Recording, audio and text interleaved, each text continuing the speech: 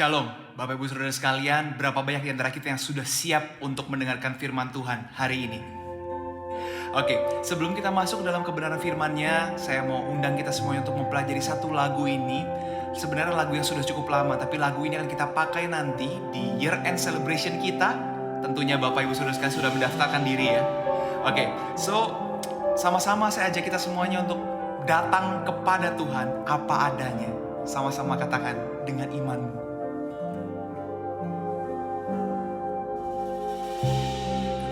Kebenaranmu di batinku, ku simpan perkataanmu, jujur, tulus, murni, di hadapanmu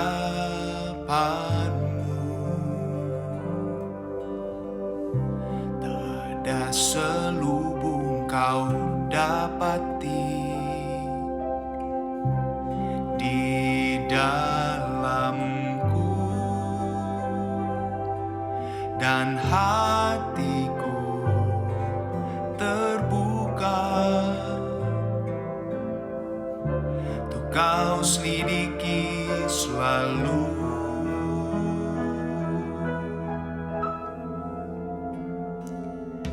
Ku datang padamu, Bapa terang, apa adanya,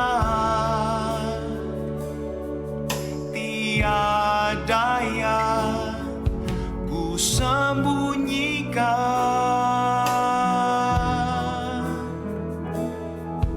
yang kau lihat pada aku, semuanya ku berikan kepadamu, apa adanya, hatiku milikmu.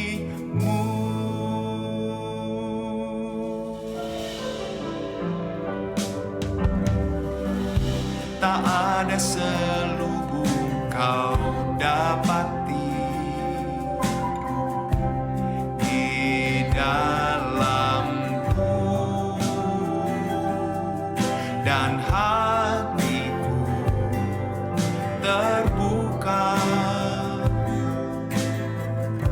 untuk kau selidiki selalu.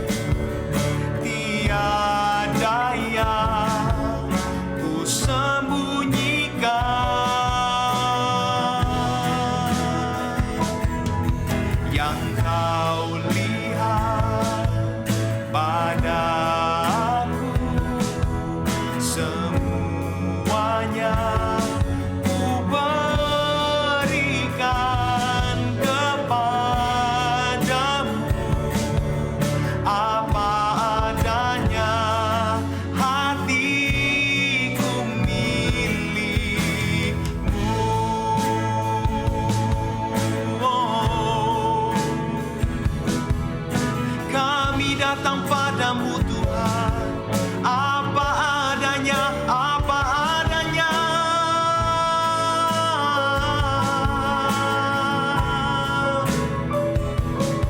Oh Yesus Tuhan, izinkan kami menyembah-Mu.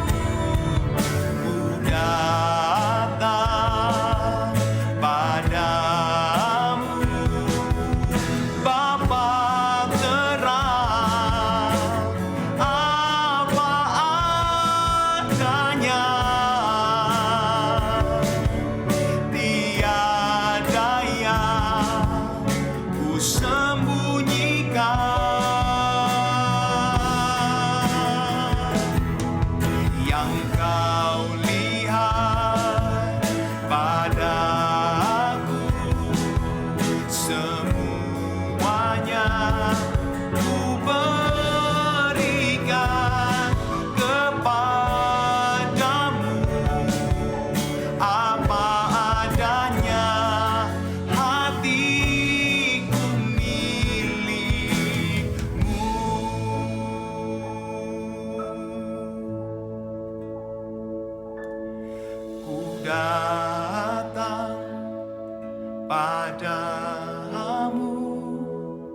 Bapa terang apa adanya,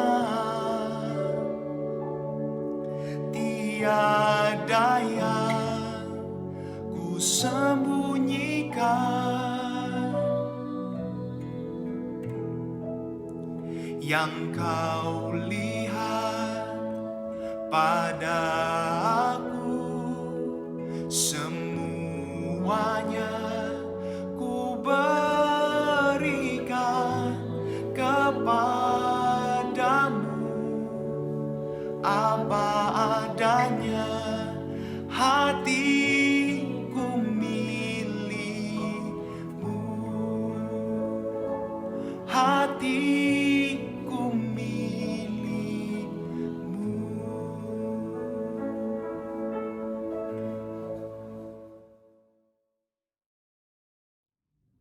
Oke, sebelum kita lanjut, kita punya satu lagu lagi. Seperti biasa, ini adalah pertemuan terakhir kita online sebelum kita bertemu lagi offline minggu depan, hari Sabtu depan, tanggal 11 Desember di CP, di Central Park, di APL Tower lantai 8, di Naviri Convention Hall. Kita akan sama-sama menyembah Tuhan bersama-sama lagi offline. Kita akan bertemu, benar-benar bertemu, dan sungguh-sungguh saya rasa itu dahsyat sekali ya. Buat Bapak Ibu yang belum daftar, jangan sampai ketinggalan, karena tempatnya walaupun besar sekali tapi terbatas karena kita ngikutin PPKM ya, tetap ya. So jangan sampai nanti, aduh kok aku pengen daftar tapi udah nggak bisa gitu, udah ditutup pendaftarannya. Ya memang kita harus mengikuti peraturan pemerintah. So jangan sampai ketinggalan, langsung daftar. Nanti kan akan QR code-nya akan ditampilkan di di akhir acara atau di awal acara juga bisa. Dan buat teman-teman yang udah daftar, Bapak Ibu udah daftar, saya nggak sabar untuk ketemu Anda semua. Kita bisa sama-sama lagi menyembah Tuhan. Dan kita akan nyanyi satu lagu. Ini adalah lagu salah satu dari yang akan kita nyanyikan nanti di CP minggu depan, Sabtu depan. Dan ada banyak lagu lainnya, silahkan di-scan QR code yang ada di sebelah saya ini. QR code ini akan bawa Anda ke Spotify dan Anda akan bisa mendengarkan semua lagu-lagu yang akan kita bawakan di hari Sabtu minggu depan nanti ya, hari Sabtu minggu depan. So, didengerin, dipelajarin lagunya, dijiwai sungguh supaya waktu kita nyembah Tuhan sama-sama nanti, kita bisa sungguh-sungguh menyembah Tuhan dengan segenap hati kita. Bapak Ibu nggak cuma nonton, teman-teman nggak cuma nonton, nggak cuma diam aja, apa nih lagunya nggak kenal. Jangan, kita bisa pelajari dulu lagunya supaya benar-benar bisa kita bareng-bareng merasakan hadirat Tuhan, benar-benar bareng-barang mengangkat pujian kita, dan kita meninggikan namanya, dan kita bisa merasakan sungguh-sungguh Tuhan yang nyata, yang sungguh-sungguh hadir ya. So, silakan di-scan QR code-nya dan bisa pelajari lagu-lagunya dulu. Dan judul khotbah minggu ini, sesi terakhir dari serial Before Christmas adalah kunci untuk mendapatkan mujizat. Wah, ini luar biasa ya, luar biasa sekali. Sebenarnya kuncinya apa sih? Saya rasa nanti akan dijelaskan oleh Ibu Glory, tapi saya rasa kuncinya sudah cuma satu. Kuncinya adalah hatiku percaya, hatiku percaya, hatiku percaya, selalu ku percaya. Amen. Dari depannya. Saat ku tak melihat jalanmu, saat ku tak mengerti rencanamu, namun tetap ku pegang janjimu. Pengharapanku hanya padamu, hatiku percaya. Katakan dengan imanmu, hatiku percaya, hatiku percaya, selalu ku percaya. Sekali lagi katakan, hatiku percaya, hatiku percaya, hatiku percaya,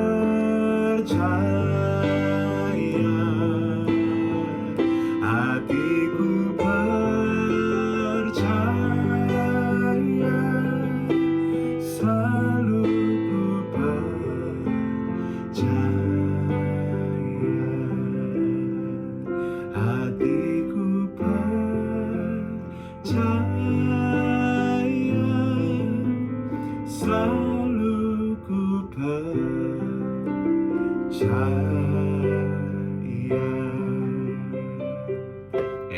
Terus percaya pada Tuhan kita saat mengikuti sesi terakhir dari HLTK 2021 sebelum kita bertemu minggu depan.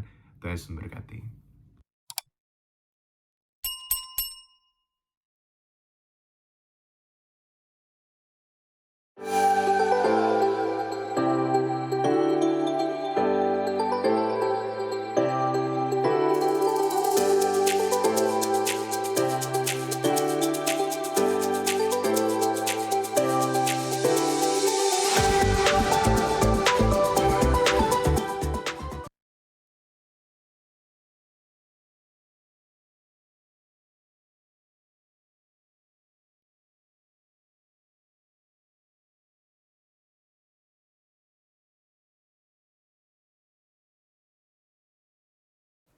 Shalom, selamat malam Bapak Ibu Saudara semuanya.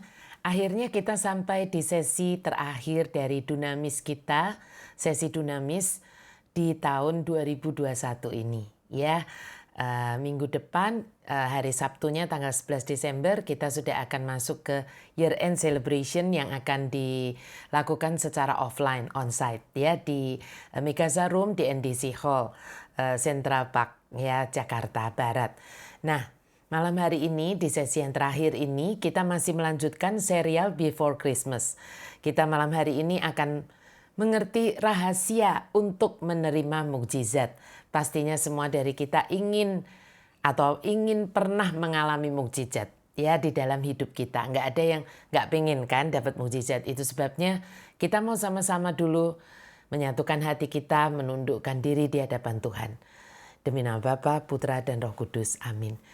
Tuhan Yesus, kami bersyukur kami sampai di sesi yang terakhir dari tahun 2021 ini. Terima kasih Tuhan kalau sampai dengan di penghujung ini Engkau terus menyertai sesi-sesi kami.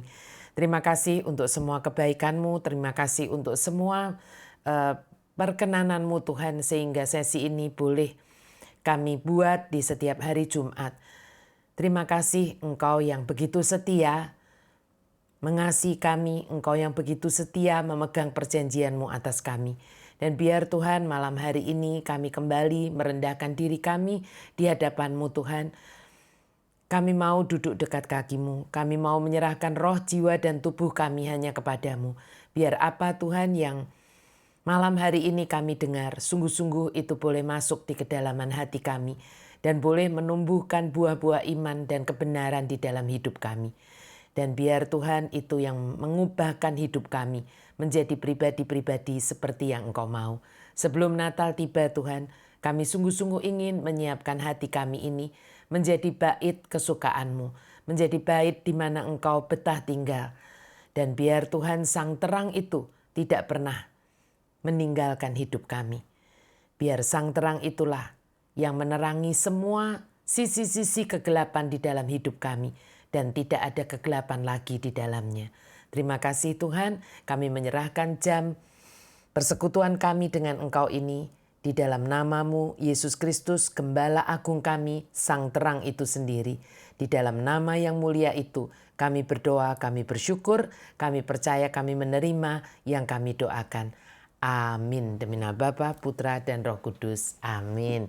Ya, Bapak, Ibu, Saudara, seperti kemarin, Jumat kemarin, saya katakan bahwa tanggal 29 yang lalu, malam harinya, itu adalah malam dari yang namanya Hanukkah. Hanukkah itu adalah, di Israel disebutnya Hanukkah atau Chanukah. Itu sebetulnya adalah the feast of dedication, ya hari raya dedikasi gitu, dedication, ya pentahbisan kembali bait Allah. Nah, Tuhan itu dari sejak zaman dahulu telah sebetulnya membuat mukjizat atau keajaiban untuk tujuannya untuk kita itu ingat. Ya, seperti yang tertulis di Mazmur 111 ayat yang keempat. Di situ dikatakan perbuatan-perbuatannya yang ajaib dijadikannya peringatan. Tuhan itu pengasih dan penyayang.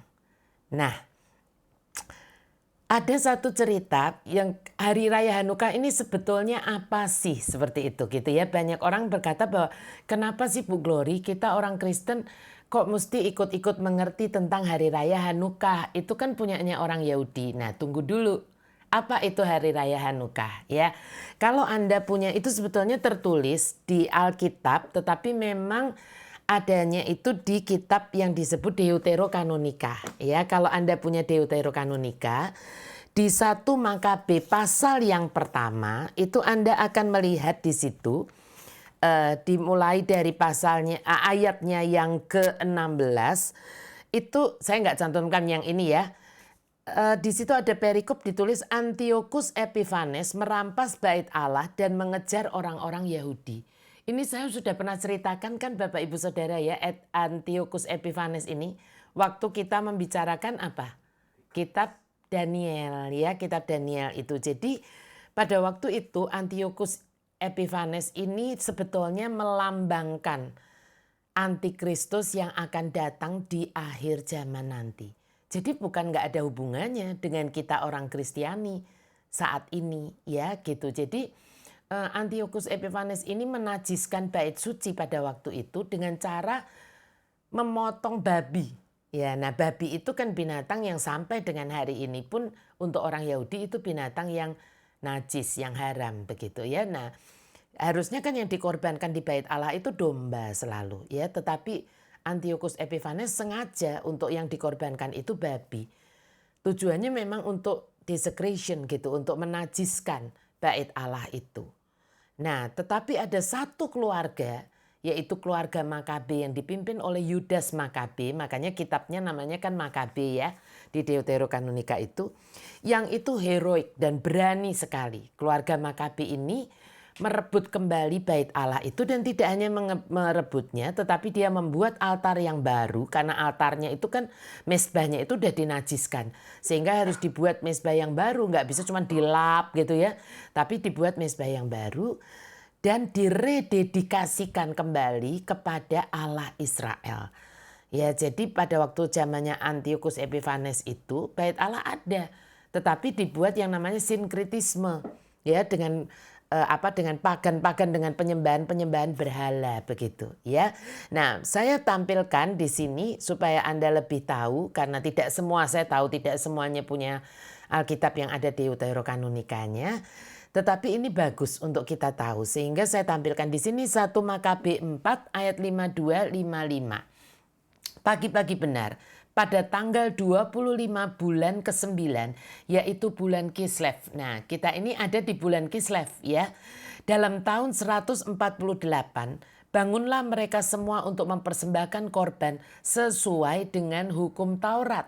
Jadi bukan yang sesuai dengan penyembahan berhala ya. Di atas mezbah korban bakaran baru yang telah dibuat mereka. Nah, lalu ada yang penting Bapak Ibu Saudara, yang saya berikan huruf kapital juga. Tepat pada jam dan tanggal yang sama seperti dahulu waktu orang-orang asing mencemarkannya, mezbah itu ditahbiskan dengan kidung yang diiringi dengan gambus, kecapi, dan canang. Mengapa harus tepat pada jam dan tanggal yang sama dengan waktu orang-orang asing itu mencemarkan atau menajiskan mezbah tersebut? Nah, inilah yang seringkali orang Yahudi sangat mengerti dan menghargainya dan kita orang Kristen, orang Kristiani kurang menghargainya. Apa itu? Yang disebut kairos Tuhan. Ya, jadi kita sekarang seringkali berpikir begini. Ya, ayatnya biar tetap tampil ya. Kita seringkali berpikir begini. Yang penting kan buat mezbah baru. Yang penting kan dirededikasikan. Yang penting kan ditahbiskan. Ya, nggak perlu toh harus di tanggal dan apalagi di jam yang sama. Nah, karena kita nggak ngerti yang namanya kairos Tuhan. Secara profetik ketika itu dinajiskan di tanggal berapa, di jam berapa, harus dibuat pembersihannya gitu istilahnya, pemurniannya itu tepat di jam yang sama. Nah, dalam hidup kita ini di Alkitab itu banyak yang namanya kairos Tuhan.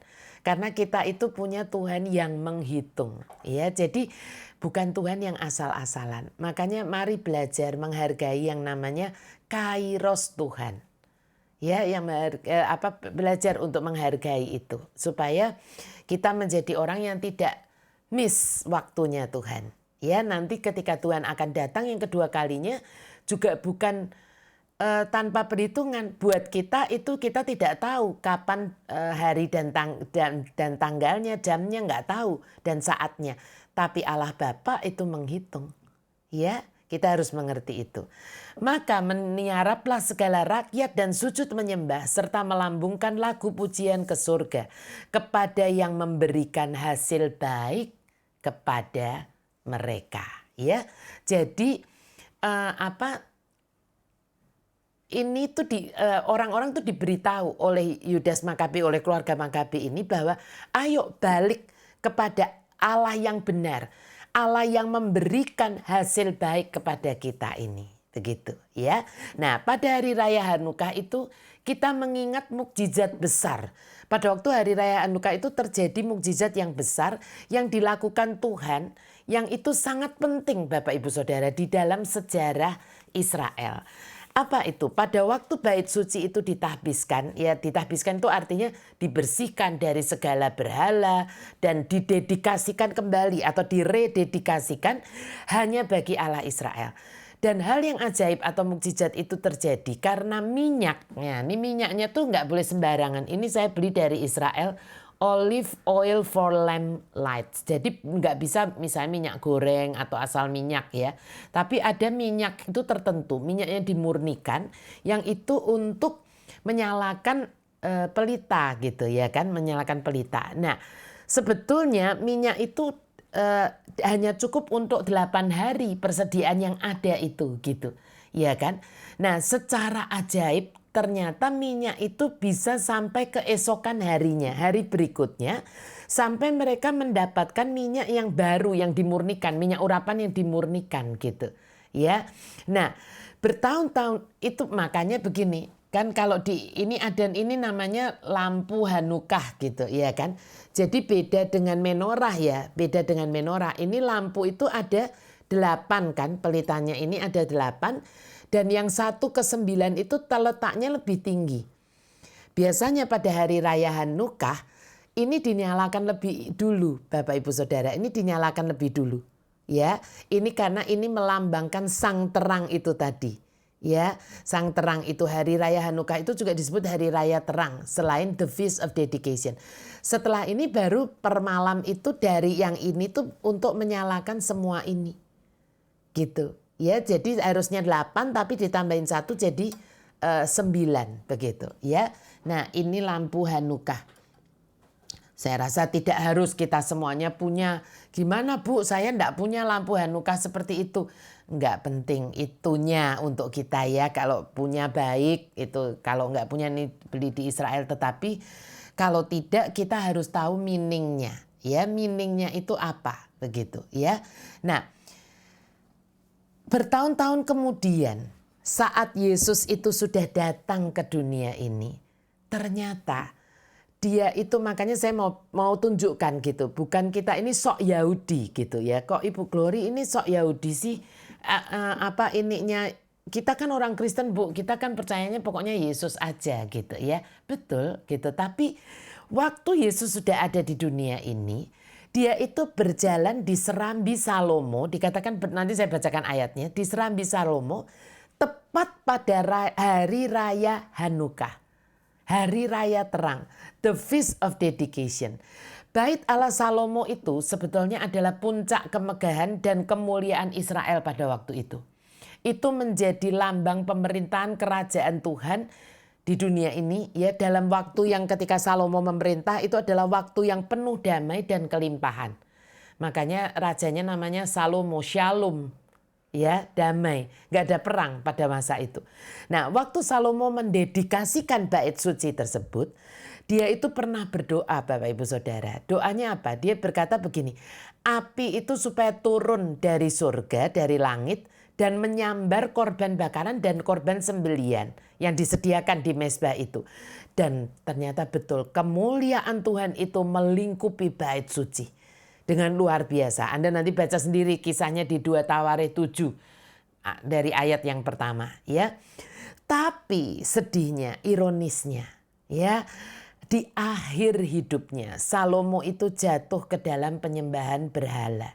Kenapa? karena kepercayaannya dianut oleh para istrinya. Istrinya kan luar biasa banyak, ribuan ya. Dan kemuliaan Tuhan itu Bapak Ibu Saudara dikatakan pergi atau meninggalkan bait suci itu. Sedih sekali ya. Makanya di firman Tuhan kan ada berkata begini. Janganlah kamu itu sudah memulai di dalam roh, tapi kamu mengakhirinya di dalam daging. Itu Bapak Ibu Saudara ya. Permulaan itu bagus, tetapi yang terpenting adalah akhirnya. Hidup kita ini belum berakhir di dunia ini, tetapi pasti akan berakhir. Ya, saya selalu berkata kepada Pak Gana begini.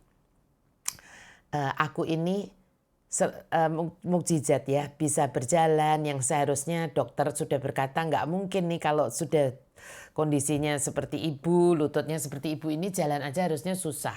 Minimal pakai krek ya kalau nggak pakai kursi roda. Tapi saya berjalan normal.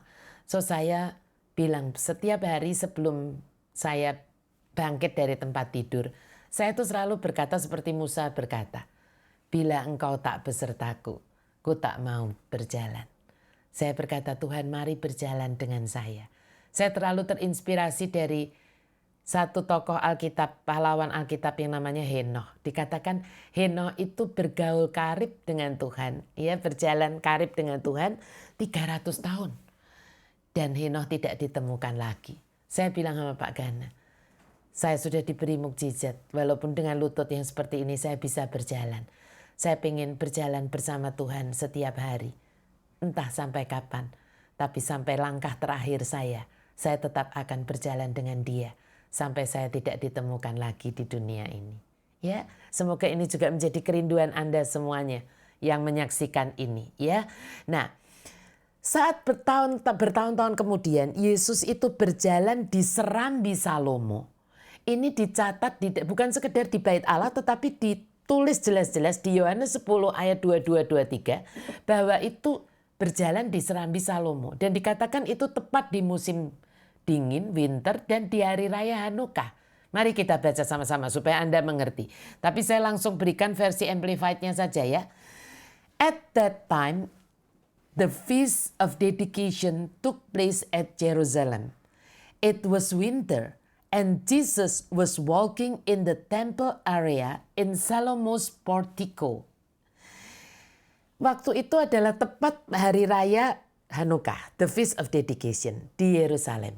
Dan itu winter, musim dingin. Dan Yesus itu berjalan-jalan, ya kan, di bait Allah itu di Serambi Salomo. Bapak, Ibu, Saudara, sekali lagi berulang-ulang saya selalu ngomong di AOTK. Tidak pernah ada yang kebetulan di dalam Tuhan. Ya, Yesus sang terang, bait suci itu sendiri sebetulnya. Ya, korban yang sempurna datang kembali di Sion, ke Sion. Ya, dan terangnya akan bersinar sampai selama-lamanya. Perlambangnya seperti itu. Winter itu adalah musim yang melambangkan apa? Kebekuan, ya kan, secara rohani, kegelapan. Tetapi segelap apapun hidup Anda dan saya, kalau sang terang itu kita undang masuk di dalam hidup kita, maka terangnya akan mengusir setiap kegelapan. Dan kegelapan itu tidak dapat berkuasa atas baitnya. Siapa sepakat? Tulis sepakat di live chat Anda ya. Nah, dan bukan begitu saja gitu. Kenapa harus di Serambi Salomo? Serambi itu kalau di bait Allah itu adalah di mana pintu gerbang bait Allah itu terletak. Ya kan, jadi di Serambi itu lalu ada pintu gerbangnya. Ini pas banget. Pas banget dengan apa? Saya keluarkan ayatnya ya, dengan Yohanes 10 ayat 7. Dari versi amplified-nya berkata, "So Jesus said again, I assure you and most solemnly say to you, I'm the door for the sheep leading to life." Kalau boleh diterjemahkan bebas, jadi Yesus berkata lagi gitu ya kan, aku meyakinkanmu ya kan, assure you, dan dengan sungguh-sungguh berkata kepadamu, akulah pintu bagi domba-domba. Pintu apa? Pintu yang menuju kepada kehidupan. Ya, pintu yang menuju kehidupan. Itu sebabnya Bapak Ibu Saudara, ya. Selama 8 hari saat lilin-lilin dinyalakan, orang-orang Yahudi Mesianik di seluruh dunia. Kalau saya menyebut Yahudi Mesianik, itu bukan sekedar Yahudi, tetapi Yahudi yang sudah percaya kepada Tuhan Yesus. Saya selalu menyebut diri saya itu Yahudi rohani yang mesianik. Ya, seperti itu. Karena kita kan Yahudi rohani, ya. Itu membacakan yang namanya berkat Hanukah. Ya, berkat Hanukah yang sebenarnya ini menyatukan perayaan Hanukah dengan kehidupan yang kita temukan di dalam terang dunia. Di dalam Yeshua HaMasiah. Di dalam Yesus Kristus Tuhan. Ya, nah saya rasa Bapak Ibu Saudara bagus sekali kalau kita semua yang Yahudi rohani mesianik ini, ya, yang kita itu menjadi Yahudi karena Yesus Kristus, ikut mengucapkan bersama-sama berkat Hanukah ini malam ini. Mau ya Bapak Ibu Saudara? Yuk, saya sudah minta anak-anak multimedia untuk menampilkannya di samping supaya bisa ini, ya, kita bisa sama-sama mengucapkan berkat Hanukah dan mendedikasikan bait kita ini kembali kepada Yesus Kristus Tuhan, ya. Yuk kita mulai. Terpujilah Engkau Tuhan Allah kami, Raja alam semesta yang telah menguduskan kami dengan perintah-perintah-Mu dan telah memberi kami Yeshua Sang Mesias, terang dunia. Terpujilah Engkau Tuhan Allah kami, Raja alam semesta yang telah melakukan mukjizat bagi nenek moyang kami pada masa itu hingga saat ini. Terberkatilah Engkau Tuhan Allah kami, Raja alam semesta yang telah menjaga kami tetap hidup, menopang kami dan memungkinkan kami mencapai musim ini. Keajaiban Yeshua Tuhan beserta kita. Oleh karena itu Adonai sendiri akan memberimu sebuah tanda. Lihatlah perawan itu akan mengandung dan melahirkan seorang anak laki-laki dan mereka akan menamakan dia Immanuel yang berarti Allah beserta kita. Yesus, Engkau sendiri adalah keajaiban. Engkau datang kepada kami dengan cara yang ajaib untuk menjadi Immanuel, Allah bersama kami.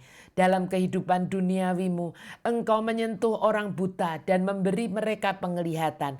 Engkau membuat orang lumpuh berjalan dan orang tuli mendengar. Engkau mengulurkan tangan dan menyentuh penderita kusta dan mengubahnya dari najis menjadi tahir. Yesus, sentuhanmu telah mengubah kami. Dengan pengorbanan kematianmu bagi kami, Engkau telah mengubah kami dari najis menjadi bersih di hadapan Bapa. Ketika dulu kami jauh dan terpisah darimu, Engkau telah membuka jalan bagi kami untuk bersekutu dengan Tuhan. Kami menerima keajaiban hidup baru di dalam Tuhan Yesus. Oleh karena siapa yang ada di dalam Mesias, Kristus, dia adalah ciptaan baru. Yang lama sudah berlalu, sesungguhnya yang baru sudah datang. Yesus, Engkau telah membuat kami baru. Engkau telah membuka jalan bagi kami untuk memperoleh hidup baru. Hidup berkelimpahan dan kekal. Engkau mencintai kami dan membebaskan kami. Engkau punya rencana yang sempurna untuk kami. Engkau dalam kasih karunia dan kuasa-Mu ingin memampukan kami sebagai alat dalam menyelesaikan pekerjaan kerajaan-Mu. Engkau memperlengkapi kami dengan kehidupan baru dan pekerjaan-Mu dan untuk sukacita kami. Terima kasih Bapa atas mukjizat-Mu, Yesus Kristus Tuhan dan Juru Selamat kami. Itu sebabnya malam ini kami mendedikasikan kembali altar hati kami hanya bagi-Mu. Amin, amin, amin. Mari beri kemuliaan buat Yesus Tuhan kita. Yes, jadi kalau Anda memasang gua, memasang pohon Natal dan sebagainya, ya kan, lalu diberi lampu, itu mengingatkan kita bahwa sang terang itu sudah datang ke bukan sekedar ke dalam dunia, tetapi ke dalam hidup kita dan hati kita, ya. Nah, makanya bukan kebetulan kalau di bulan ini, ya kan, di bulan persis di bulan Kislev dan juga dalam kita merayakan Hanukah, kita juga merayakan Natal sebagai orang Kristen, ya, kelahiran Immanuel kita, sang terang itu sendiri. Memang seringkali mudah sekali untuk kita tuh berkata, Bapak Ibu Saudara, mana aku belum pernah kok ngalamin yang namanya mukjizat Tuhan dalam hidupku. Ya, padahal ada satu mukjizat terbesar yang sudah Anda dan saya alami di dalam hidup ini. Kalau hari ini Anda dan saya bisa mendapatkan namanya hidup kekal, tidak turut dihukum di hari penghakiman nanti karena kita sudah dipindahkan dari maut harusnya dapatnya maut kan? Karena dosa kita dapatnya maut, api neraka, kematian kekal. Tapi kita dipindahkan dari maut kepada hidup yang kekal, gitu ya kan? Apakah itu bukan mukjizat terbesar Bapak Ibu Saudara? Ya, Yesus Kristus yang sudah Allah Bapa anugerahkan kepada Anda dan saya. Ya bukan Bapak Ibu Saudara. Ya, siapa sungguh paham bahwa Anda sebenarnya sudah menerima mukjizat dan mengalami mukjizat terbesar di dalam hidup Anda. Tulis saya di live chat Anda ya. Jangan pernah lupakan ini. Jangan bilang bahwa saya belum pernah ngalamin mukjizat. Ya, pernah, kita semua pernah mengalami mukjizat kalau Anda sudah percaya dan menerima Tuhan Yesus.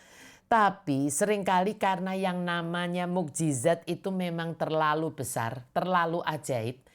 Padahal saya mikir kalau nggak ajaib ya nggak disebut mukjizat ya. Betul nggak? Ya kan bukan mukjizat namanya. Tapi karena terlalu ajaib sehingga saat itu terjadi. Saat Tuhan mau memberikan mukjizat itu, banyak juga orang-orang yang nggak bisa percaya. Ya nggak bisa percaya. Itu sebabnya lewat kisah Before Christmas yang malam hari ini terakhir kita akan dengarkan ya. Semoga ini membukakan kebenaran-kebenaran Tuhan tentang apa? Tentang rahasia. Kalau Anda dan saya mau menerima yang namanya mukjizat, mengalami yang namanya mukjizat di dalam hidup kita. Anda siap? Saya yakin kisah yang akan kita dengarkan malam hari ini sudah sangat familiar di telinga dan hati kita, ya. Namun malam hari ini kita mau melihatnya dari sisi yang berbeda. Dan doa saya, semoga dengan memahami dari sisi yang berbeda ini dapat menolong Anda semua untuk tidak hanya memohon-mohon supaya mukjizat itu terjadi, namun sungguh-sungguh bisa menerima mukjizat tersebut saat Tuhan mau memberikannya kepada Anda dan saya. Amin ya Bapak Ibu Saudara ya. Nah, kita mulai. Saya ingin bercerita tentang sebuah kisah ya yang ada di Alkitab yang saya yakin Anda semuanya sudah tahu sebenarnya ya. Di sebelah utara Yerusalem, di antara sungai Yordan dan laut Mediterania di wilayah Galilea, ada sebuah desa kecil bernama Nazaret. Di situ tinggal seorang gadis muda bernama Maria dan keluarganya. Maria adalah kerabat dari Elisabet, istri Zakaria. Namun karena jarak tempat tinggal mereka cukup jauh, Maria dan Elisabet sudah cukup lama tidak berjumpa. Maria adalah seorang gadis yang lemah lembut dan rendah hati, serta memiliki iman yang teguh, jauh dibanding teman-teman sebayanya pada masa itu. Kasihnya kepada Tuhan yang begitu dalam, kepada Tuhan Allah Israel, dan pemahamannya akan firman-Nya sangat-sangat tidak biasa untuk gadis seumurnya. Ini semua karena ayahnya selalu membacakan firman Allah untuknya sejak dari kecil dan juga sejarah tentang bangsa Israel kepada Maria. Ayahnya ingin agar Maria ini mengerti, walaupun keluarga mereka bukan kaya raya, tetapi mereka memiliki garis keturunan kerajaan dari Raja Daud yang sangat dihormati pada masa lalu. Ayahnya dengan sangat hati-hati menyimpan silsilah mereka, sehingga Maria mengerti bahwa laki-laki yang akan dinikahinya adalah juga seorang dari garis kerajaan yang sama dengan dirinya. Dia adalah seorang tukang kayu bernama Yusuf. Pada zaman itu yang namanya pertunangan itu sangat-sangat sakral. Karena saat pertunangan terjadi, kedua keluarga itu sudah mengikrarkan sebuah janji Bapak Ibu Saudara, bahwa mereka, anak mereka ini pasti akan menikah di hari yang telah disepakati. Dan janji tersebut mengikat seperti layaknya sebuah janji nikah, walaupun hanya pertunangan. Jadi pada saat itu Maria dan Yusuf itu sudah dianggap sebagai suami istri meskipun mereka belum hidup bersama. Tapi ikatannya itu sudah sangat kuat, ya. Sampai nanti di wedding celebration terjadi. Nah, suatu malam selepas makan malam bersama keluarganya, Maria pamit kepada ayah dan ibunya untuk masuk ke kamarnya. Waktu dia sedang berlutut untuk berdoa, Maria merasakan ruangan kamarnya tiba-tiba menjadi begitu terang dengan cahaya. Dia segera membuka mata untuk melihat apa yang terjadi. Maria melihat seorang laki-laki yang seluruh badannya itu bersinar cemerlang dan tingginya jauh di atas rata-rata laki-laki biasa. Salam hai engkau yang dikaruniai, Tuhan menyertai engkau, kata Gabriel. Maria sangat terkejut, tapi malaikat itu segera menyambung. Jangan takut hai Maria, sebab engkau beroleh kasih karunia di hadapan Allah. Maria speechless. Dia hanya dapat berpikir dalam hatinya, siapa ya laki-laki ini? Dan apa yang baru saja dia katakan ini? Dia pasti seorang utusan. Tapi mengapa dia datang kepadaku? Laki-laki tidak mendatangi perempuan dengan cara seperti ini. Tapi dia ini lebih dari sekedar laki-laki. Dia seperti seorang malaikat. Gabriel segera melanjutkan kalimatnya. Sesungguhnya engkau akan mengandung dan akan melahirkan seorang anak laki-laki. Dan hendaklah engkau menamai dia Yesus. Ia akan menjadi besar dan akan disebut anak Allah yang maha tinggi. Dan Tuhan Allah akan mengaruniakan kepadanya tahta Daud, bapa leluhurnya. Yusuf adalah keturunan Daud. Maria berpikir cepat dalam otaknya. Tapi aku kan belum menikah dengan dia. Baru akan anak Allah yang maha tinggi, tahta Daud.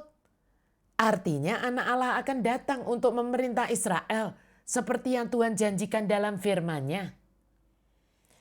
Kata Maria kepada malaikat itu, bagaimana hal itu mungkin terjadi karena aku belum bersuami? Akhirnya Maria pun mengeluarkan pertanyaan yang ada di dalam hati dan pikirannya sebagai seorang gadis muda. Dia dengan iman kanak-kanaknya dia mencoba untuk mempercayai bagaimana hal ini mungkin terjadi. Jawab malaikat itu kepadanya, Roh Kudus akan turun atasmu dan kuasa Allah yang maha tinggi akan menaungi engkau. Sebab itu anak yang akan kau lahirkan itu akan disebut kudus, anak Allah. Maria mencoba menarik nafas dan menutupkan jari-jarinya itu ke mulutnya. Mesias. Mesias. Air matanya mulai menyembul dari matanya. Dia bergumul menguasai dirinya. Aku perawan yang akan melahirkan Mesias. Mengapa Tuhan memilih aku menjadi ibu sang penebus? Tiba-tiba Gabriel melanjutkan. Dan sesungguhnya Elisabet sanakmu itu, ia pun sedang mengandung seorang anak laki-laki pada hari tuanya. Dan inilah bulan yang ke-6 bagi dia yang disebut mandul itu. Sebab bagi Allah tidak ada yang mustahil. Maria lebih terkejut. Elisabet mengandung seorang anak laki-laki. Betapa sebuah mukjizat yang luar biasa agung. Hati Maria meluap dengan emosi. Dan lalu dia berkata, sesungguhnya aku ini hamba Tuhan. Jadilah padaku menurut perkataanmu itu. Lalu malaikat itu meninggalkan dia. Hati Maria masih sangat bergetar. Dia masih dalam posisi berlutut. Dan segera dikatupkannya kembali jari jemarinya. Dan sambil memejamkan matanya dia berkata dalam doanya, Tuhan, aku ingin melayanimu dengan apapun yang engkau inginkan. Aku hanyalah seorang gadis biasa. Meskipun begitu, aku sangat mencintaimu dan aku rindu menjadi alatmu. Roh Kudus, hembuskanlah karunia kehidupanmu ke dalam diriku. Dia lalu berdiri perlahan-lahan menuju jendela kamarnya dan dia menatap ke langit. Aku harus pergi mengunjungi Elizabeth dan menyaksikan dengan mataku sendiri, pikirnya. Suatu mukjizat yang luar biasa bahwa dalam masa tuanya Elizabeth akan melahirkan. Tapi yang lebih penting, aku harus segera menemui Yusuf. Dia harus mengetahui semua kebenaran ini dariku sendiri. Dan Maria kembali berlutut dan berdoa lagi. Tuhan, aku baru saja mendengar darimu, tapi jiwaku ini masih takut Tuhan. Bagaimana Yusuf akan dapat mempercayai apa yang akan aku ceritakan padanya ini? Please Tuhan, siapkanlah hatinya. Besok adalah hari Sabat, pikir Maria. Aku dapat melihat Yusuf di sinagoga. Aku akan meminta izin ayahku untuk bisa berbicara dengannya. Aku harus menceritakan segala sesuatu yang telah terjadi ini kepada dia. Dan kita semua tahu kelanjutan kisah yang dialami oleh Maria ini, ya bukan Bapak Ibu Saudara. Apa yang dialami oleh Maria ini pastinya adalah suatu mukjizat. Amin. Tidak ada orang yang berkata ini bukan mukjizat. Bagaimana seorang perawan dapat mengandung dan melahirkan seorang putra adalah hal yang mustahil, baik secara medis maupun pendapat masyarakat umumnya. Dan pastinya adalah satu konsekuensi yang maha berat untuk Maria sebagai seorang gadis yang sedang bertunangan, tapi tiba-tiba sudah hamil. Pada masa itu Maria bisa dirajam batu sampai mati. Ya, Anda dan saya pastinya bisa membayangkan juga bagaimana respon pertama Yusuf saat Maria mengabarkan bahwa dia segera mengandung dan itu bukan anak dari benih Yusuf pastinya. Walaupun Gabriel berkata engkau ini beroleh kasih karunia di hadapan Allah, ya tidak dibilang bahwa kamu ini memperoleh malapetaka, kan tidak begitu. Dikatakannya kamu memperoleh kasih karunia di hadapan Allah. Dan bahwa anak yang dikandung ini adalah anak Allah yang maha tinggi. Disebut kudus, anak Allah, bla bla bla bla bla. Dan kita semua orang Kristen sekarang menyebutnya sebagai kabar sukacita dari Gabriel kepada Maria. Tapi Bapak Ibu Saudara, ini semuanya pastilah sangat tidak mudah untuk bisa diterima oleh Yusuf. Bahkan oleh Maria sendiri awalnya. Ya bukan Bapak Ibu Saudara. Pernah nggak Anda merenungkan ini? Coba kita ambil waktu sejenak untuk membayangkan kisah before Christmas ini Bapak Ibu Saudara. Ya.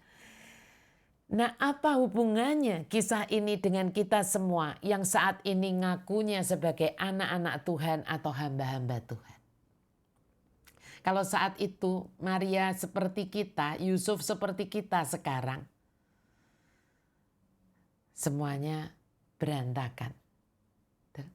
Ya, mengapa Maria? Pertanyaannya kan begini. Waktu saya merenungkan ini saya bertanya begini. Kenapa Maria mau percaya dan menerima semua yang pastinya terlalu besar dan terlalu ajaib untuk otaknya ini sebagai seorang gadis muda bisa pahami. Dan pastinya juga teramat berat konsekuensi yang dia bisa bayangkan secara yang dia ketahui. Mengapa dia mau Bapak Ibu Saudara? Pernah enggak Anda berpikir begitu? Ya kan? Kalau Anda jadi Maria, nih para gadis yang belum married, tapi udah punya pacar atau punya pacar aja udah deg-degan, apalagi udah bertunangan. Tapi mengapa Maria bisa percaya dan mau menerima? Hanya karena satu hal Bapak Ibu Saudara. Apa itu? Aku ini hamba Tuhan. So simple. Ya bukan Bapak Ibu Saudara. Aku ini hamba Tuhan, kata Maria. Sejujurnya inilah yang sekarang banyak dari kita sulit meneladaninya. Biasanya kita ini mengharap-harapkan mukjizat. Tapi semuanya itu kita ukur dengan yang otak kita itu mampu cerna. Dan saat fakta yang kita lihat bukan semakin mendukung, melainkan semakin gak mendukung, mata kita ini mulai mengirimkan apa? Mengirimkan sinyal, ini kan panca indera, mengirimkan sinyal kepada otak kita. Apa sinyal yang dikirimkan? Kagak mungkin deh gitu. Iya kan? Dan ketika otak kita ini mencerna kagak mungkin deh itu, mulut kita pun seperti latah. Mengucapkan apa? Hopeless deh. Ya bukan Bapak Ibu. Saya mencoba mencari dari KBBI, dari Kamus Besar Bahasa Indonesia, apa sih sebetulnya arti mukjizat? Ternyata ini Bapak Ibu Saudara, mukjizat itu noun kan ya, kata benda.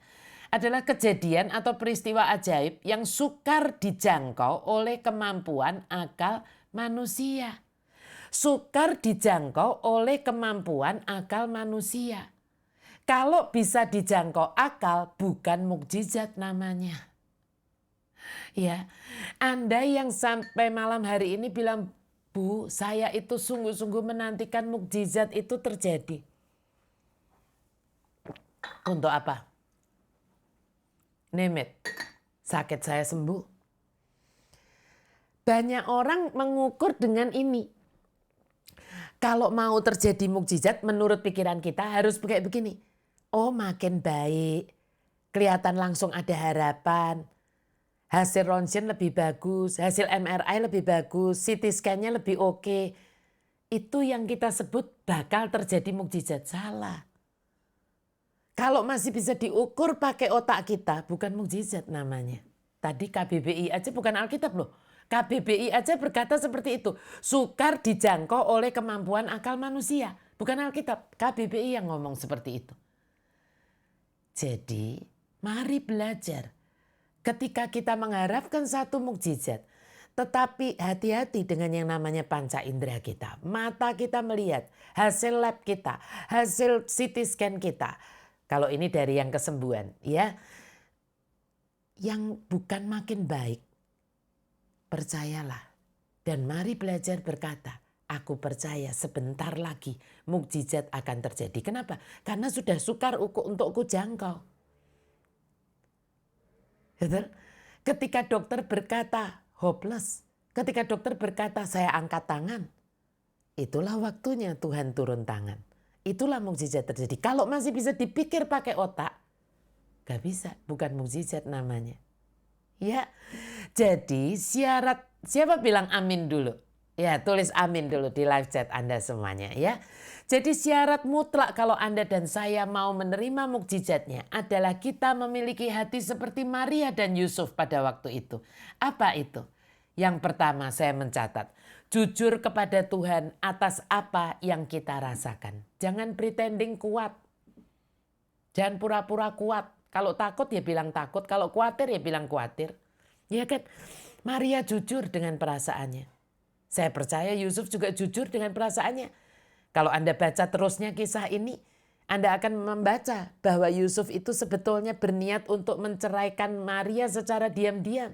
Supaya Maria tidak dirajam. Ya kan? Mungkin Yusuf mau pergi, lari seperti itu. Supaya dia dikira yang ngacir kan begitu. Tapi Maria tidak dipersalahkan. Ya gitu. Jadi jujur kepada Tuhan. Ya aduh aku gak bisa nerima. Yusuf kan juga bilang begitu. Ya kan. Dia gak bisa percaya sebetulnya. Dia jujur berkata kepada Tuhan. Ya. Tapi yang kedua. Bangun hubungan yang intim dengan Tuhan saat menantikan mukjizat itu datang. Supaya Anda tidak tergoda mendatangkan mukjizat sendiri. Ya. Bangun hubungan yang intim. Ketika Yusuf membangun hubungan yang intim dengan Tuhan, dia diberi mimpi oleh malaikat. Yang akhirnya dia mengerti bahwa itu mimpi yang dari Tuhan. Betul? Banyak orang dapat mimpi yang dari Tuhan gak ngerti kalau itu mimpi yang dari Tuhan. Tapi begitu dapat mimpi yang serem dipikir terus. Ya kan? Tapi begitu dapat mimpi yang dari Tuhan, masa? Aku kan cuma kayak begini.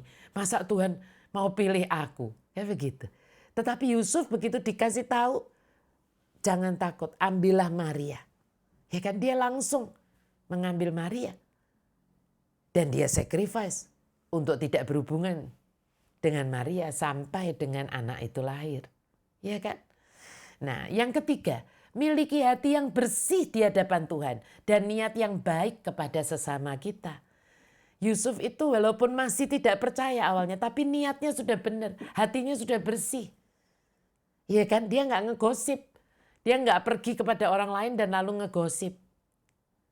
Ya, mari belajar kalau kita ingin menerima mukjizat dari Tuhan, jaga Bapak Ibu Saudara, hati kita ini bersih di hadapan Tuhan dan punya niat baik terhadap sesama. Hati ini hati-hati.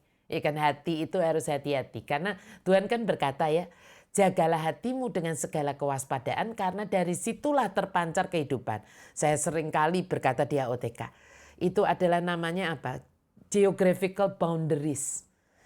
Artinya apa? Sampai di mana Anda bisa dibawa from glory to glory adalah from faith to faith. Hati kita dulu Bapak Ibu Saudara. Ya, maka jaga hati kita. Dan yang keempat, percaya penuh bahwa Tuhan selalu merencanakan yang baik untuk anak-anaknya. Ketika keadaan ini makin parah, yang mungkin secara orang lain berkata bukan sekedar bad but worse gitu. Apakah Anda masih bisa percaya Roma 8:28? Bahwa Allah turut bekerja untuk mendatangkan kebaikan bagi semua orang yang mengasihi Dia, yang terpanggil sesuai dengan rencananya. Betul? Pastikan saja Anda dan saya ini adalah orang-orang yang mengasihi Tuhan sangat, sedang bergaul intim dengan Dia. Jangan suudon dengan Tuhan. Banyak orang tuh begini, mukjizat belum datang, tapi sudah bilang begini, Bu saya udah doa-doa. Sampai berapa lama sih Bu saya harus berdoa? Rasanya sampai lutut saya ini udah kapalan deh Bu. Tapi kenapa Tuhan tidak tolong saya? Kata-kata itu sudah menunjukkan bahwa Anda sebetulnya tidak percaya bahwa Tuhan itu pasti merencanakan yang baik. Tetapi waktu Tuhan bukanlah waktu kita. Ya, Tuhan tidak pernah terlambat walaupun kita berpikirnya terlambat. Tuhan tidak pernah terlambat, tapi Tuhan juga tidak pernah tergesa-gesa. Ya, di Habakuk dikatakan it's on its way. Ya, sedang di dalam perjalanan. Mukjizat Anda dan saya itu sedang dalam perjalanan malam hari ini. Saya sedang menantikan mukjizat kesembuhan. Anda mungkin menantikan kesembuhan juga atau yang lain, keuangan, kesembuhan keuangan, pemulihan keluarga dan sebagainya. Kita sama. Hanya poinnya saja berbeda-beda. Ya kan? Tetapi kenapa saya malam hari ini masih mau khotbah kepada Anda semuanya? Bawakan firman. Tetap merencanakan year end celebration. Tetap terus berjalan bersama Tuhan. Tetap on fire. Karena saya percaya Tuhan itu. Tapi kalau Ibu Glory mau dipakai Tuhan, kenapa kok kakinya sakit? Nggak ngerti. Buat saya pokoknya bisa jalan aja udah. Ya, dan saya bersyukur sekali. Percaya bahwa Tuhan itu merencanakan yang baik untuk Anda dan saya anak-anaknya. Dan yang kelima, Tuhan sanggup melakukan apapun yang manusia tidak bisa melakukannya sekalipun. Jadi jangan kecil hati dulu. Kalau teman Anda, orang tua Anda, saudara Anda, tetangga Anda, dokter Anda berkata bahwa wah ini sudah nggak sanggup saya. Tuhan sanggup melakukan yang manusia tidak sanggup sekalipun melakukannya. Ya, amin ya Bapak Ibu Saudara. 1 Korintus 2 ayat 9 berkata, ini sudah saya personalize ya. Tetapi seperti ada tertulis, apa yang tidak pernah dilihat oleh mata dan tidak pernah didengar oleh telinga dan yang tidak pernah timbul di dalam hati manusia, semua yang disediakan Allah untuk siapa? Untuk aku yang mengasihi Dia. Siapa yang mau sepakat dengan saya ulangin ayat ini bersama-sama? Yang sudah dipersonalize ya, harusnya untuk mereka ya kan, untuk mereka yang mengasihi Dia, tapi saya personal menjadi aku. Yuk kita sama-sama bacakan ini ya. Tetapi seperti ada tertulis, apa yang tidak pernah dilihat oleh mata dan tidak pernah didengar oleh telinga dan yang tidak pernah timbul di dalam hati manusia, semua yang disediakan Allah untuk aku yang mengasihi Dia. Siapa sepakat dengan saya? Mau berkata sepakat, tulis saya mau. Dan mari beli kemuliaan buat Yesus Tuhan kita ya. Mari, saya tuh setiap hari mendeklarasikan ini, Bapak Ibu Saudara. Ya, karena ya enggak tahu deh, saya nggak bisa pikir gimana caranya, gimana ini. Tapi Tuhan tahu. Ya, bagian saya adalah saya tahu bahwa saya adalah orang yang mengasihi Dia sangat. Itu saja. Dan membangun keintiman dengan Tuhan. Waktunya kapan, saya seringkali berkata bahwa yang penting sampai dengan langkah terakhir saya, Tuhan berjalan dengan saya. Buat apa? Saya mengalami kesembuhan kalau saya tidak berjalan dengan Tuhan. Ya, saya mau berjalan dengan Tuhan tiap hari. Kalau saya berjalan dengan Tuhan, saya percaya saya bisa jalan. Ya, saya percaya ibu bapak semuanya juga demikian. Malam hari ini saya tidak nyanyi dengan Pak Gana karena Pak Gana sedang raker, jadi mohon maaf nggak bisa join nyanyi. Ya ada rapat kerja di kantornya. Tetapi saya berjanji akan menyanyi dengan Pak Gana nanti di year end celebration kita di tanggal 11 Desember. Dan sebelum menutup ini sebelum kita doa ya saya mau mau memberikan kabar baik, puji Tuhan gitu ya. Respon dari semua yang mengisi Google Form untuk acara kita di Year End Celebration sangat-sangat luar biasa. Ya, saya mau ceritakan dulu bahwa kapasitas gedung itu sebetulnya ruang Megasarum itu adalah 2.000 orang sebetulnya. Ya, secara normal 2.000 orang, tetapi kita ambil jarak-jarak sesuai dengan yang ditetapkan pemerintah. Ya, harusnya dari 2.000 itu orang biasanya pakai 500. Itu berarti kan udah dipakai seperempatnya ya. 25%-nya. Tetapi kita hanya akan pakai mentok itu sampai 400. Jadi sekitar 20%-nya saja. Ya jadi jaraknya itu pasti bagus. Dari panggung juga 3 meter jaraknya seperti itu. Supaya kalau saya khotbah nggak kuat kalau disuruh pakai masker ya gitu. Jadi tapi nggak mungkin saya menyipratin Anda semuanya, percayalah gitu ya. Dan puji Tuhan gitu sampai dengan hari ini itu sudah 335 kalau saya nggak salah ingat ya. Jadi tinggal kurang sedikit saja sampai dengan 400. Jadi Anda yang belum daftar harus segera karena kalau sudah 400 kita akan tutup ya gitu. Jadi betul-betul ini tinggal sedikit. Jadi kalau Anda belum daftar silahkan kan ada QR code ya yang kemarinnya sudah pernah ditampilkan itu ada QR code-nya bisa di scan, tetapi juga nah ini QR code-nya ya itu tema kita Unbroken Promise, lalu itu bisa di scan dari layar ataupun Anda mendapat broadcast harus segera. Jangan menunggu sampai last. Nanti tahu-tahu Anda mau daftar sudah dibilang sudah close, nggak bisa. Dan batas terakhirnya hanya besok sampai tanggal 4 Desember saja. Ya, sampai dengan 4 Desember saja. Nah, inilah yang disebutnya namanya kairos. Tadi kan kita bicara tentang kairos ya. Banyak yang tanya begini, ada yang tanya, nantinya disiarkan di YouTube, ini ada live streaming nggak? Saya harus jawab, nggak ada live streaming.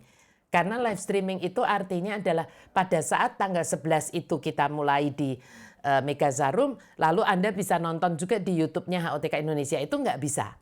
Ya, jadi pada tanggal 11 Desember itu kita tidak ada live streaming. Tetapi akan diupload di YouTube betul. Kapan? Di tanggal 17-nya, hari Jumatnya. Kita kan acara 11 Desember, diupload di YouTube tanggal 17-nya. Oh ya saya kan bisa nanti lihat dari YouTube-nya. Betul, bisa kalau cuman sekedar lihatnya. Tetapi yang namanya kairos Tuhan itu berbeda. Ya, nanti Anda bisa merasakan atmosfer yang berbeda dan juga bagi semua yang datang selain kita menyiapkan lunchbox untuk dibawa pulang ya, bukan dimakan di tempat. Karena acaranya kan dari jam 10 sampai sekitar 12 saja, jadi masih bisa lah ya nanti Anda bisa pulang sambil bawa lunchbox. Tetapi untuk yang datang kita akan berikan satu attendance gift yang spesial sekali ya. Ini ditampilkan di layar juga attendance gift-nya gitu ya. Yang bisa dinikmati tetapi juga ada tulisannya Unbroken Promise ya. Hanya untuk yang datang. Hanya untuk yang datang. Sampai dengan anak kecil pun kita akan kasih kecuali baby ya. baby digendong gitu ya jangan dimintain ya. Tapi anak kecil yang sudah bisa begitu jalan kita akan kasih. Makanya walaupun anak kecil harus didaftarkan di Google Form itu. Kan duduk sendiri ya. Jadi harus didaftarkan supaya kita mau hitung untuk kursinya. Kita nggak mau sampai overload itu kita nggak mau. Kita tetap jaga prokes secara ketat. Ya, semua yang bertugas juga akan pakai masker, band juga akan pakai masker, kecuali hanya praiser yang sedang menyanyi. Kalau tidak menyanyi juga pakai masker. Saya juga kalau sedang tidak khotbah saya akan pakai masker. Ya, nah dan kita akan sekali lagi saya katakan bahwa kita akan mengangkat nanti dibagikan juga seperti postcard yang kita akan angkat bersama-sama dan kita akan perkatakan, kita akan doakan semua yang Anda tulis. Dan itulah Kairos Tuhan. Nanti saya akan ceritakan bukan sekarang. Kenapa saya berkata itu adalah Kairos Tuhan. Yang diletakkan di hati saya. Nanti ketika Anda datang, Anda akan mengerti. Ya, itu sebabnya sekali lagi saya mengundang Anda semuanya yang sampai dengan hari ini belum mendaftar. Ayo segera. Jangan sia-siakan kesempatan ini gitu ya.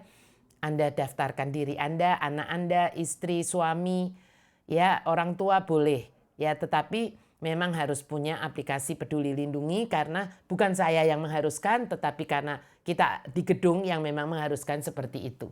Kalau hanya punya surat vaksin bagaimana? Saya nggak tahu, silahkan dicek di gedung di APL Tower ya, dicek dulu gitu bagaimana. Ya boleh nggak? Kalau boleh ya silahkan saja. Ini saya udah divaksin tapi nggak punya aplikasinya. Silahkan, tapi saya nggak bisa memastikannya. Anda harus pastikan sendiri ya. Begitu ya Bapak Ibu Saudara, inilah akhir dari sesi kita, sesi Dunamis tahun 2021. Dan kita akan libur, tapi kita akan bertemu di tanggal 11 Desember di Year End Celebration kita. Dan malam hari ini menutup sesi ini kita mau sungguh-sungguh tundukkan kepala kita mau hadapkan hati kita ke hadapan Tuhan. Dan kita juga mau mempersembahkan yang terbaik untuk Tuhan kita. Mari kita satukan hati kita demi nama Bapa, Putra, dan Roh Kudus. Amin.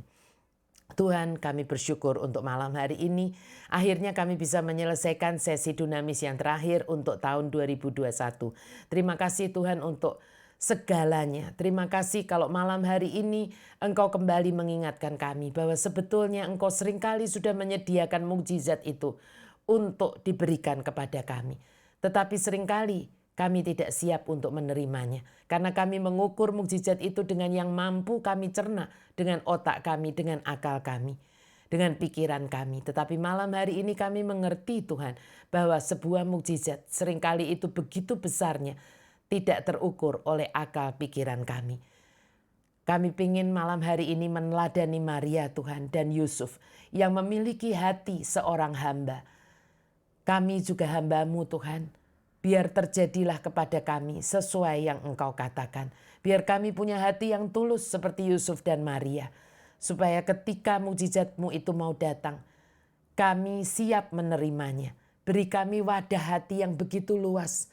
Kami tidak begitu sombongnya menakar mukjizat-Mu dengan kepandaian kami. Kami bukan siapa-siapa di hadapan-Mu Tuhan.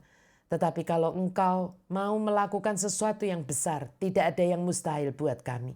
Kami hanya mau menyiapkan diri kami. Kami mau terus membangun keintiman yang lebih dan lebih lagi dengan Engkau. Supaya kami begitu jatuh cinta kepadamu.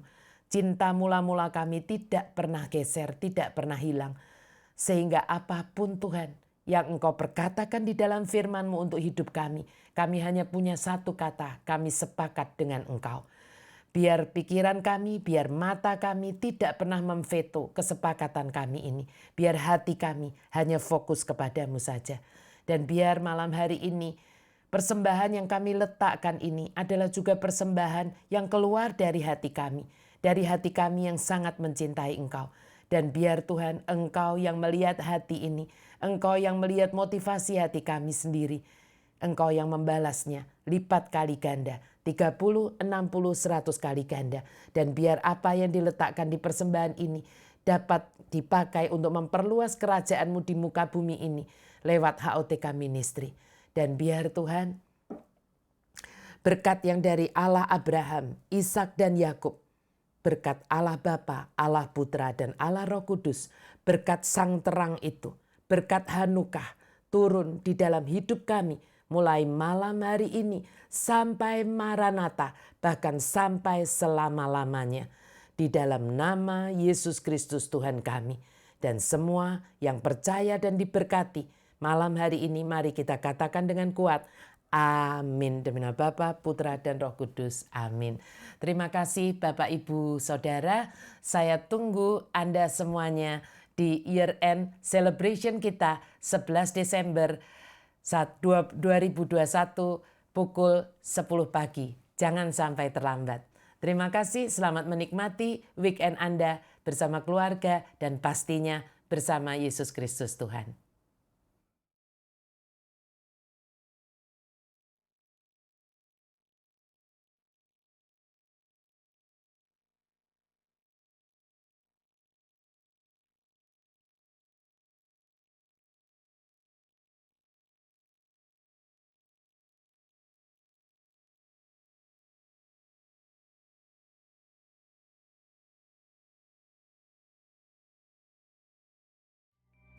Shalom, kalau Anda merasa diberkati dengan pemberitaan firman Tuhan lewat YouTube HOTK Ministry, jangan lupa untuk subscribe, like, komen, dan juga share.